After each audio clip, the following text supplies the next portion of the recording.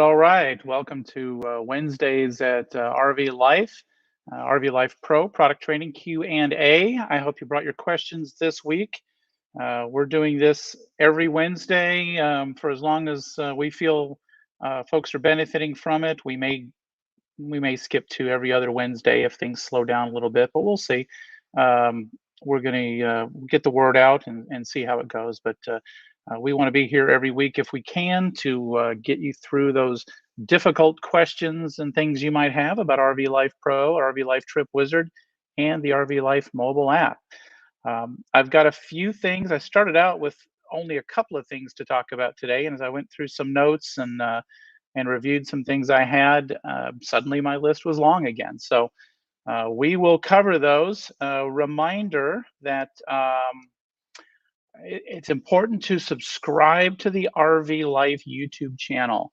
Not so much because it's a big deal. We get a lot of things out of it or anything like that, but it's to keep you alerted when these types of events are made public and broadcast or scheduled, but also when new videos are added, particularly to our product training series. So just the other day, we dropped a brand new video. I think we are calling it um, planning or creating your first trip. And this is a great 12-minute video created by one of our partners that specializes in those types of videos. They did the product training videos that are currently out there. This one's a little bit updated, reflects some of the changes to the interface, and is really succinctly all encompassing several little aspects. There's more information in this 12-minute video that you can watch than I may give you all day here today. So it's fantastic, but you'll want to be alerted about those types of things as well as the live streams when they do occur. So subscribe to the RV Life YouTube channel. We also have an RV Trip Wizard YouTube channel where we keep uh, a lot of the training materials as well, some of it duplicated over there. But for the new stuff and for the subscriptions and whatnot, for the streaming, you'll want to subscribe to the RV Life YouTube channel. Let me look at my notes. We dropped the new video. So I had a call this week, and I'm going to skip over to, and I guess before I do that, just a reminder to any questions you have about RV Life Pro, RV Life Trip Wizard, the RV Life app, any of those types of things, drop them in your comments, whether you're on Facebook or YouTube. I can see those. So drop in your comments, ask those questions, and we'll deal with them on as we go. We're going to go to our split screen here. We're going to share that. And this is a trip. So I had a call this week from Ron. Shout out to Ron, who was taking advantage of military fam camps and Elks Club campgrounds. And so I just wanted to remind everybody, how to find that type of stuff. Um, you can see I've got a big trip here. This is one we've kind of been working on as we go. And this is a trip to Mount Rushmore that we've been kind of chipping away at. Um, we actually show the completed version in that new video. But as I go over here and I go to the parks, zoom in a little bit, we're going to be able to look at, let me clear my Corps of Engineers filter, and we're going to go to filters in our brands, clubs, and memberships, and we're going to click view more. And I'm going to be able to see some of these additional choices. Here's Elks Club. We've got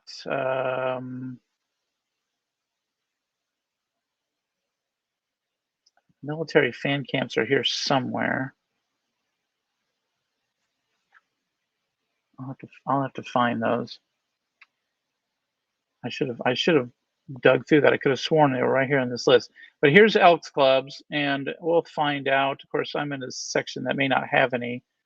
I want to say there's some Elks Clubs in the Texas area.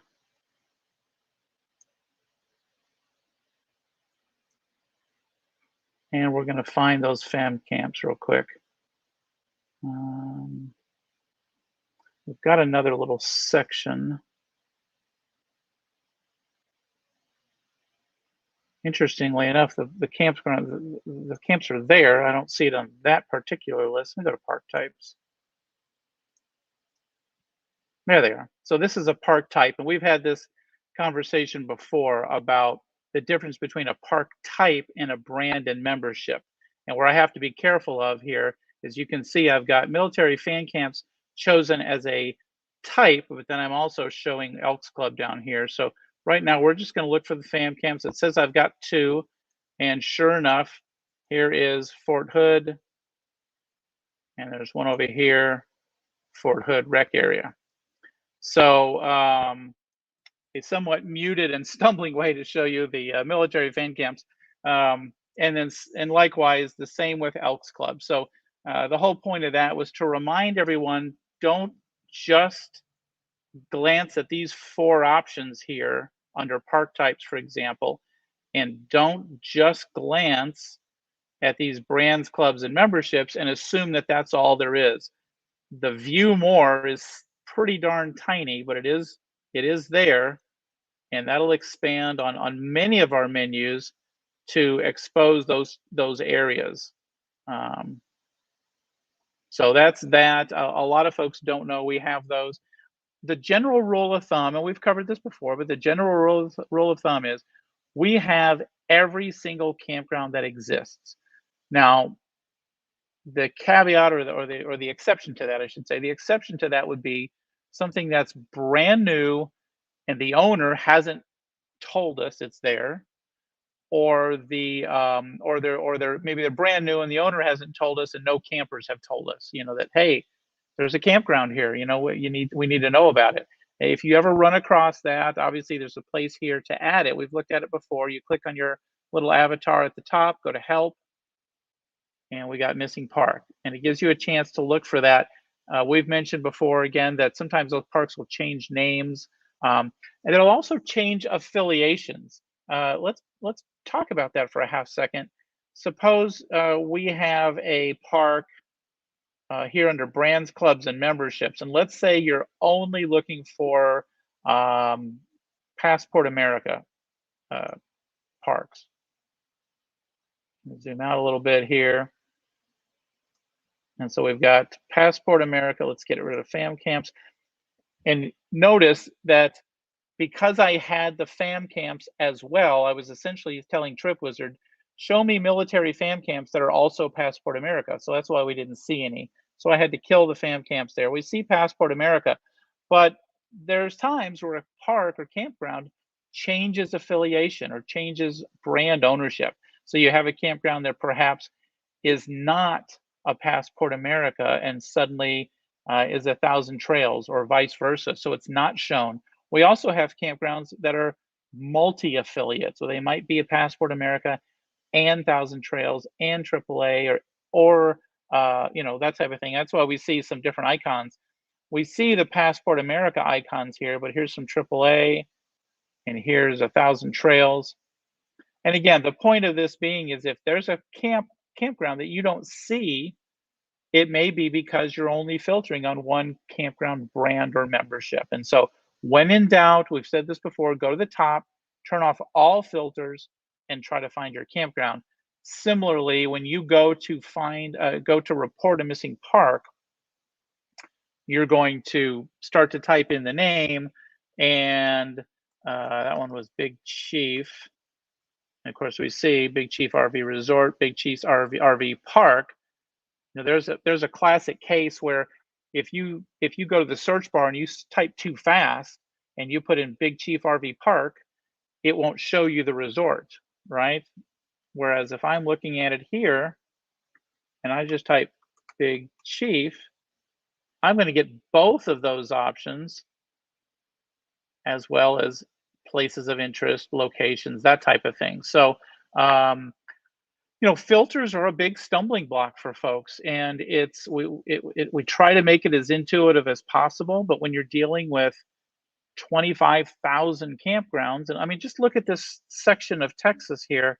I mean, this is really DFW down to Waco, basically, and there's thousands of campgrounds in this small space. So the filtering has to be powerful, and powerful sometimes means complex, and you've just got to mind your P's and Q's and use the tools carefully. But our goal is to make sure we have every single campground that exists on the planet, well, at least within North America.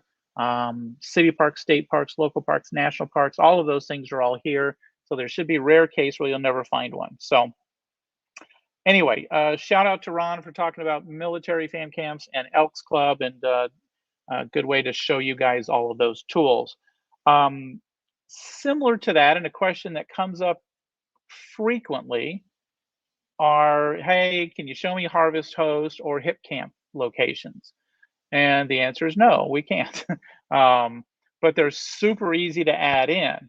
The reason we can't show you, of course, is you're paying them for that knowledge. And if we just give it to you for free, they frown on that, right? And they're good partners with ours. We work with them. We try to work together. But the reality is, any address, whether it's a harvest host location, a hip camp location, your brother-in-law, your kid's house, you can just go to the search for, you just drop that address here at the top in the address location, or even type it out and add that to your trip. I think I've used this before. 1600 Pennsylvania. I just pick something. Comanche, Texas. Pick Lincoln Avenue. Here's Lincoln, Nebraska. Maybe this address means something to somebody. It's downtown. Who knows? Probably a courthouse or something. But the point is, I can type in an address. I can choose it. I go to more details, and I can add it to my trip. Boom. Maybe it's a jail, and I'm staying there 33 nights. But that's how easy that is. And of course, it picks up the address here and shows it in my trip. Now, this actually brings up a great point that we get asked a lot as well. So if we look at this custom stop here in Tucker, Georgia, let me just show the entire trip. You can see that the icon picked a T. And very often we get asked, why did this get a T? And in fact, we look at the one I just added, it got a number 1. Well, if we look at the name of that stop, it's always going to pick the first letter of the stop name, in this case, Tucker, Georgia. Now, there's times where it'll be near Tucker, Georgia, and the logic is smart enough to ignore the near, the N for near, and pick up the T for Tucker. If we look at the stop I just added here at 1600, of course, that first character is a 1, so it gave me a 1. I can tweak these icons a little bit down here. We've got a little bit broader selection, or I can pick a particular fuel stop or one of these little icons. If maybe I have 2 P's in a row or 2 Z's or X, whatever, something where I just need some differentiation, I can choose a different letter, a different number, or a different icon that might mean something to me down here when I go to that stop. But that's just a quick note on why those icons choose a particular letter. And again, because the near something is usually the near is ignored and it picks up the first character of the town. So a little bit of note about that while it happened to crop up. So we talked about adding addresses. So when you do make your harvest host plans or your hip camp plans, and you put in your information, you book your location, and then they provide you the address, right? Is after you sort of, excuse me, after you sort of paid your money and you subscribed and did all that type of stuff, now you've got an address. Now you can just bring it here, or even GPS coordinates, negative this plus that, or vice versa. You can paste those in there as well. But now you've got an address. Now you plug it in, you get that big purple icon, you add it to your trip. I can change this, right now this 1600 P Street, Lincoln, Nebraska might not mean anything to me, but I'm there 33 nights and it's the middle of downtown. So maybe that's jail, change that to jail. And so now when I look at my trip, we're gonna have a lovely family weekend, and then it's off to 33 days in jail. So whatever, but you can rename those.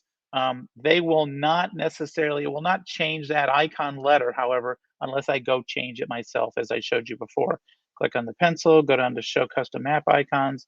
Now maybe I want a J for jail, and I save that, and it will change here. It'll take time to refresh that map. Maybe the next time I load it, it should update that. So that's that. That's a topic I wanted to cover today. A couple of others here. We're going to talk about fuel a little bit. and some really interesting things. So I actually learned something about RV Trip Wizard, or not so much about Trip Wizard, about some particular functionality. And it's not that I didn't know it; it's just it never applies to me as an RV as a motorhome owner. I'm in a big 43-foot diesel pusher. I'm always fueling up on the road, right? But for a lot of you folks, you're in a truck and you're pulling a travel trailer, or a fifth wheel. Well, you're not restricted to getting fuel on the way or on the road, right? You can get fuel once you're at camp and you run around town going to see sightsee or buy burgers and that type of thing. So a real interesting, it's always been in front of my face, but I never really thought about it, and I don't think I've ever talked about it. But if we look here at our Mount Rushmore trip, you can see I'm going to need fuel here. Whoops, sorry, just outside of St. Louis, and we're staying at Tucker, Georgia that night. Let's see, let's back this out a little bit. You can see my driving radius. I don't know. Let's pick the KOA. Let's try the KOA here. There's a method to the madness here. Okay, so you can see my driving radius here has me looking for a campground. If I'm going to continue building this trip out, I'm not going to need fuel till outside of St. Louis. But looks like, according to my driving radius, where I have specified how long I want to drive, I'm going to need to sleep near Paducah, right? So let's find Paducah. Let's turn on some campgrounds, and let's just pick something. And we can grab this KOA here. Okay, we've got a good SAM right on our border there.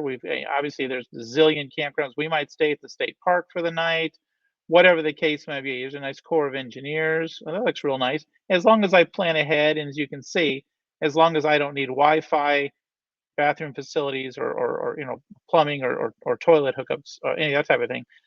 So whatever. We're just going to pick this one right here because it's right on the edge of our trip. We're just going to stay overnight here, and it's going to be after the KOA.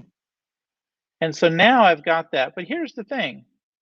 Suppose I am pulling a travel trailer or fifth wheel, and we're going to hang out in Paducah for a couple of days. Guess what? I can go to this Duck Creek Park that I just added, go to the edit screen, and I can fill up my truck while I'm there, while I'm running around. Maybe the last day before we hit the road, I can fill up my truck here and save that. And now you'll see that fuel warning outside of St. Louis. Let me turn the campgrounds off and scroll back out a little bit, or a lot of bit, as it were. Sorry, you can see that fuel warning here outside of St. Louis is gone because I don't need to get fuel there now. I've already filled up at my campground. That's going to push my fuel stop out. For me, on my motorhome, I'm carrying 100 gallons of fuel. It's like 3 gold bars these days, right? But I'm carrying 100 gallons of fuel, and so I can go a long way. But when you're in a truck, you don't have the distance. And too often we look at this and say, well, I got to get fuel in all these places. But we overlook the fact that when you're running around locally, if you're running around locally doing some errands or activities, you can fill up your truck. Now, if you're just doing a pull through for the night, you're probably not going to do that at that time. So it's an opportunity to look at your camping trip and decide, hey, I don't have to get fuel on the road. I can do it while I'm local. So wanted to show that to you today. It was something that I just hadn't thought about much. I really, in my planning and in my explanation of planning, just because of the way that I get fuel. So I wanted to show you that. Another quick quick tip about fuel is, let's pick this trip is fine. All the fuel stuff here is predicated on the assumption that I'm leaving my current location with a full tank. So if we look at this Daytona Beach, starting from here, everything is based on a full tank of fuel.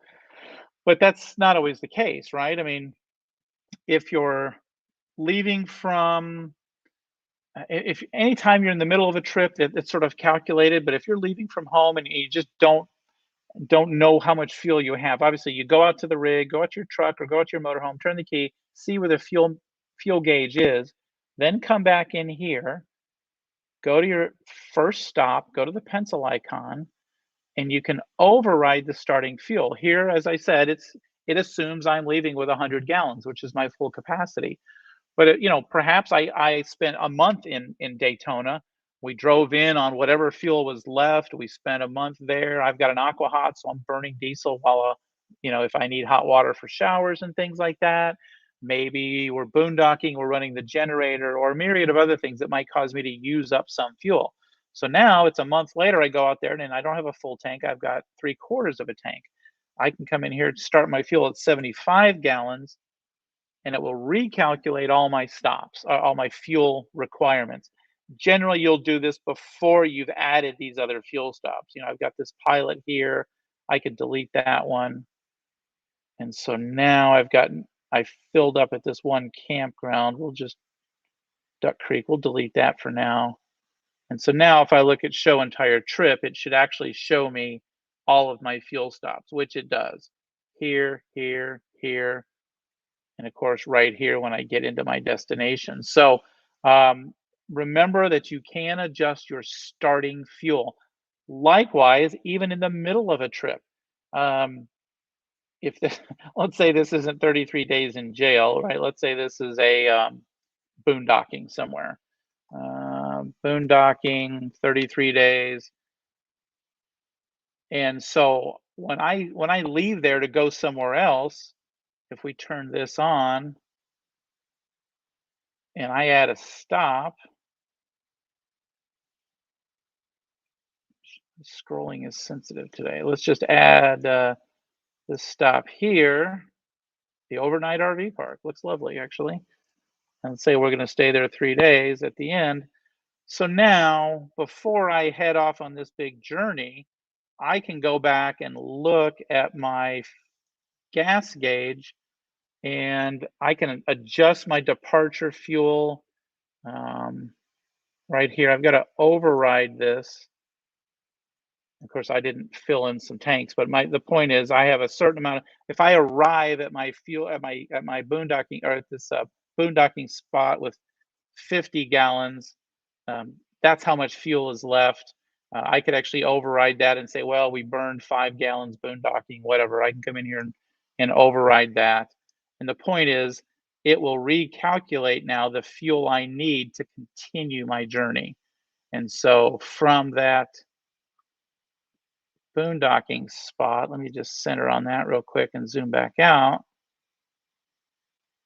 So from that boondocking spot, it's now recalculated my fuel and shows me I'm going to need fuel around here, around Dalhart.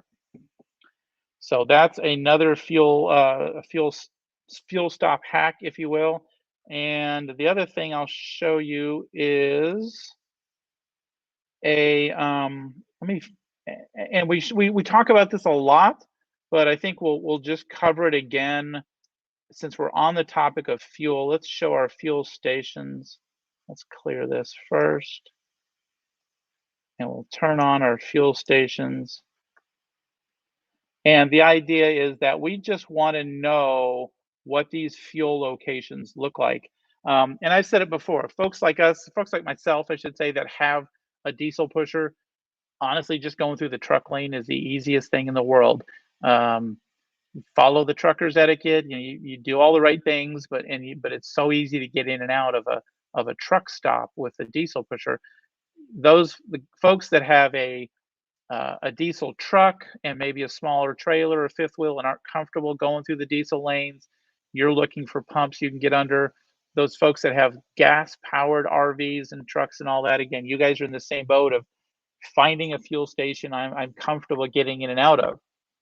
And so we always want to remember that we have the ability here to look at these fuel locations and sort of vet them out. So here's looks like a fuel station near Fairmont. And so what I'm always going to want to do to decide if this is applicable to me is, go to my map layer and go to satellite view. That way I can make sure there's a fuel station there to begin with. certainly looks like one. It looks pretty spacious, but it's, I want to know a little more than that. This looks, I'm just not sure what I've got here. So I'm going to take my street view and we're going to take a look at what this really looks like. Okay. It's a Casey's, and this is great. So this shows me that I've got plenty of pump height. I can see the height of these awnings. I can see a spot of green here. If I get closer than that, whoa, get real close. I can see a diesel pump, a couple of them. Obviously, there's a truck here. There's no awning for me to worry about with the diesel height right here. So that looks good. Or if I'm in the gas mode, I can come over here to the gas lanes and I can vet that out. I can try to see how tall that is. I can see what the in and out looks like. Now, if I look at this, if I'm a gas RV owner, I mean, I'm looking at this thinking, boy, if it's a long one, this is going to be tough to get in here, make this turn and get out. I mean, this on the gas side, this looks a little tough to me. Now, what I might do is go back to the overhead view, and it looks like I could maybe come in around here and catch the outside, but it still looks really tight. And, from this point of view, it looks okay. But when I get to that, this street view here, especially when there's cars parked along this little strip, I'm just looking at this. If I'm a diesel guy, I'm like, no problem. I'm in this, oops, I'm in here and out there. All right, this looks dealable for the most part. This one concerns me. So this is one of the valuable tools that you can use to vet these places out and to know, hey, I can feel comfortable about this stop. If you're running on fumes and you're thinking this is the only place I'm going to be able to go, you're already uncomfortable. And the problem is you're dreading this for an hour as you get close to that point. So take that out of the mix and just plan ahead. There's no reason if I'm making this trip and I'm looking at this, I'm thinking, no, there's no way I'm getting fuel there if I have a gas motorhome. So I might come in and say, well, look, this might take me down a side road here. If I'm on this highway, I might have to come down this road. It looks like about 5 miles, but it might be worth it. And I can do the same thing here, and we can vet that. And let's just see what that one looks like.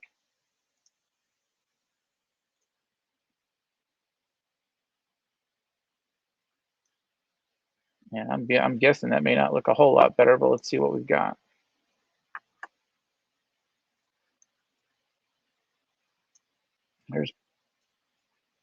So oddly enough, as small as this is, it would be pretty easy to come along this front side right here and get a rig in there and fuel up. So it might be a little spot in a little town, but it actually looks a lot easier to get to than that other one did. So anyway, that's just another tool and another thing we want to show you with RV Life Trip Wizard. I generally try to bring stuff that's come up over whether it's phone calls or support emails or conversations on social media or whatever, of what interests people, what questions folks are having, and then what questions get asked during the live sessions. So we don't have any questions today, so this could be a pretty short session. We will shortly, soon, hopefully be trying to ramp up some emails to go out and let people know that we're doing this. Remind folks that these options are here and that we're available to help you use the product better. If you have questions, bring them out. Obviously, we have a great support team and they work hard all the time to answer your questions. We've got folks that monitor Facebook and things like that.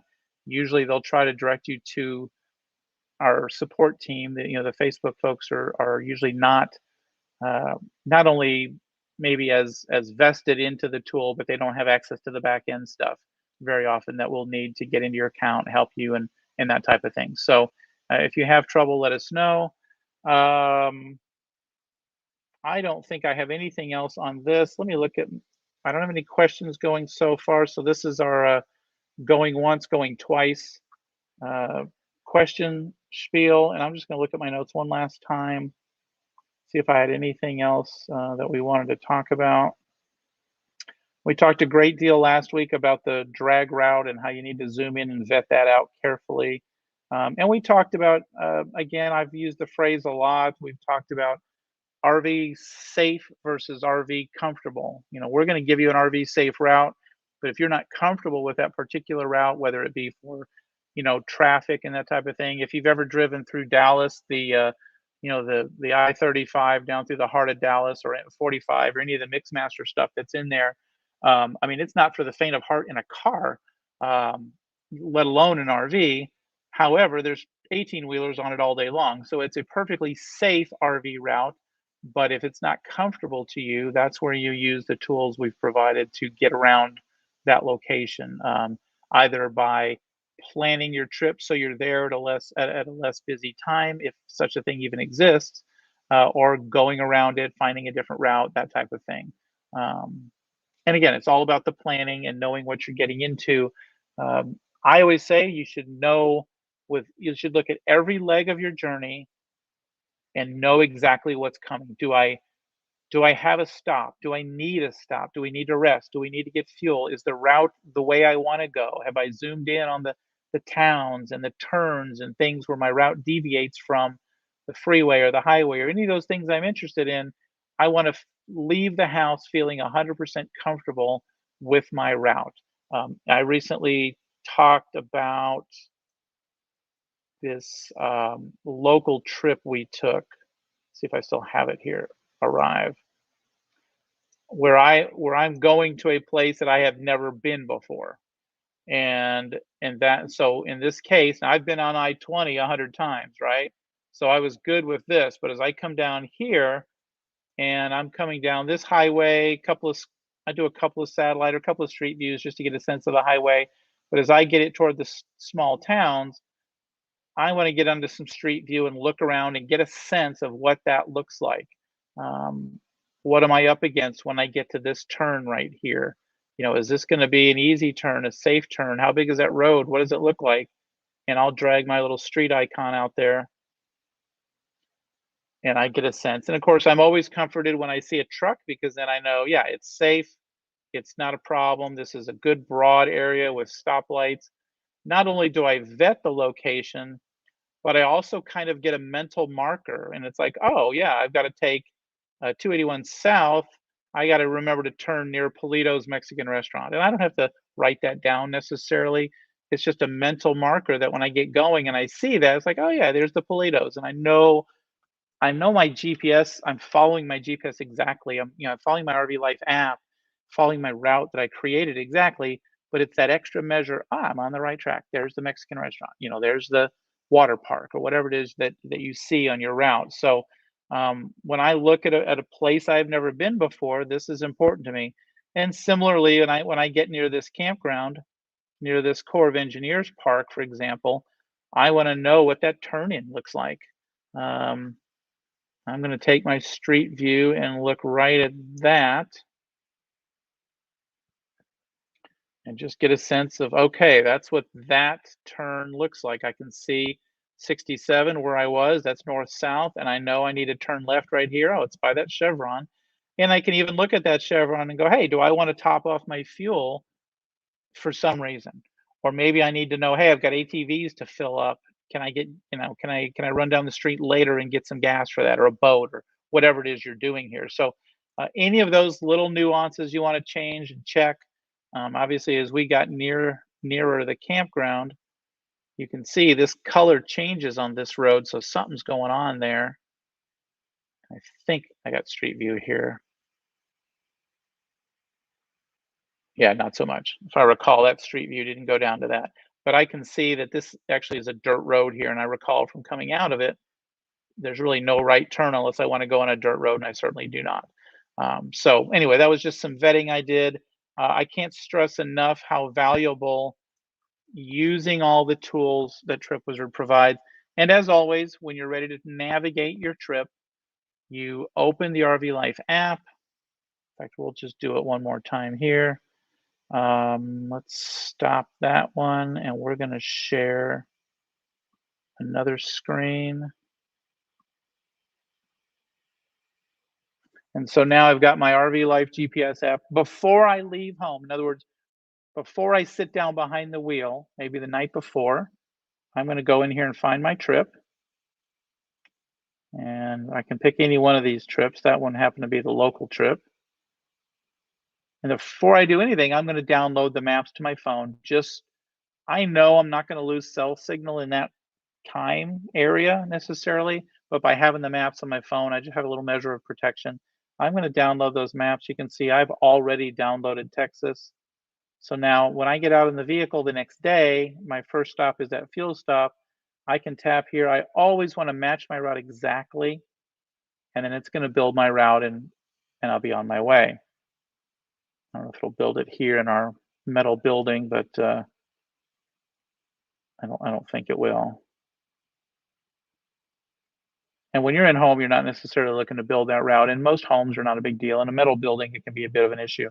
But anyway, the point of that is download that ahead of time. Make sure your trip's there, and make sure you're logged in properly. So if I see this, there's two real indicators about when you're trying to get into the RV Life app. And it's always two things I say to if you have an active subscription, in other words, you've just logged into RV Trip Wizard, RV Life Trip Wizard, and it works fine, and you go to your phone, if your phone is not showing your trips or your phone is asking for money, it means you're not signed in properly or you need a sign in refresh. And if that's the case, if my trips are not shown here or the thing's asking me to pay again, and I know I don't need to because I just logged into Trip Wizard, it worked fine. I'm going to go to more. I'm going to go to profile.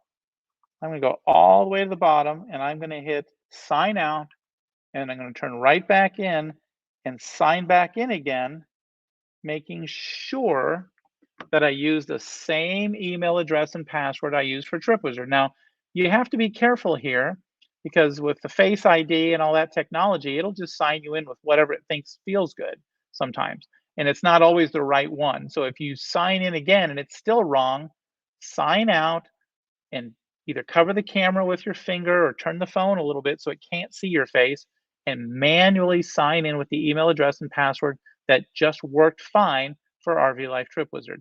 And you'll have your trips there. It won't be asking you for money and all that.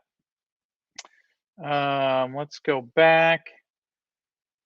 And that probably is going to be a wrap. I think I've covered everything I wanted to and then some. Next broadcast will probably be next week again. We may, like I said, we may jump to every 2 weeks. The deeper we get into summer, people, I think maybe people are doing less planning or something, or we'll turn the focus toward the app more, or something like that. I don't know. We'll see. But right now, we're still every week, and we'll be so until July, probably till July. We've got some things coming up that are going to probably skew that a little bit, but we'll see. That's it for now. Remember to subscribe to the RV Life YouTube channel so that you can be alerted of new videos like we put out the other day, training video, as well as these live stream broadcasts. And if you have questions, let us know. Until then, that is a wrap. Have a great RV life. Thank you.